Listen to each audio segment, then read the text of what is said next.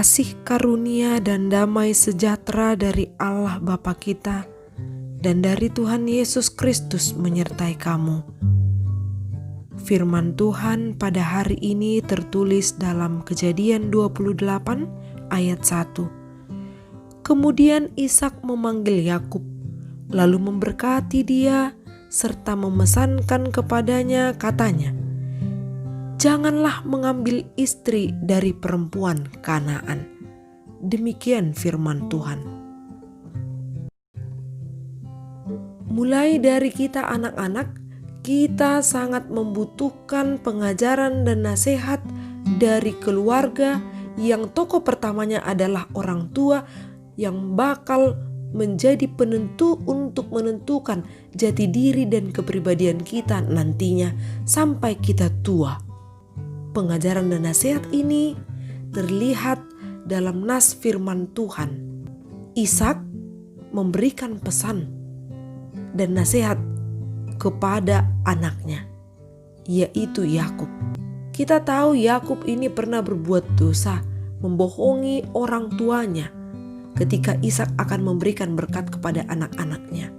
Tetapi Ishak tetap memberkati anaknya, yaitu Yakub, dengan berpesan kepadanya, "Janganlah mengambil istri dari perempuan Kanaan."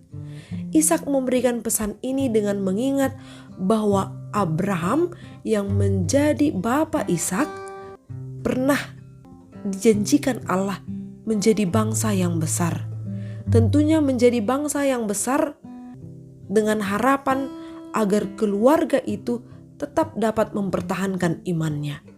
Inilah menjadi alasan mengapa Ishak tetap memberikan pesan ini kepada Yakub dengan tidak memperistrikan perempuan Kanaan, sebab perempuan Kanaan ini hidup dalam keberhalaan. Mereka tidak mengenal dan tidak mempercayai tentang Allah. Mereka tidak menyembah Allah. Sebab itu melalui pesan ini Ishak berharap agar Yakub tetap memurnikan kesetiaan imannya sebagaimana yang diajarkan oleh Ishak. Tentu pesan inilah yang dipakai ketika ia akan beranjak dewasa untuk menentukan pilihan hidupnya, agar tetap setia mempertahankan iman, percaya membawa keluarganya, mempercayai siapa yang patut mereka sembah. Manalah mungkin Ishak dapat mengatakan, "Aku dan seisi rumahku kami akan beribadah kepada Tuhan." Pesan atau nasihat yang disampaikan oleh Ishak kepada Yakub adalah hal yang berharga bagi setiap keluarga, di mana orang tua harus memberikan pengajaran itu kepada anak sewaktu ia akan berumah tangga. Maka orang tua harus mengajarkan tentang hal komitmen dalam imannya.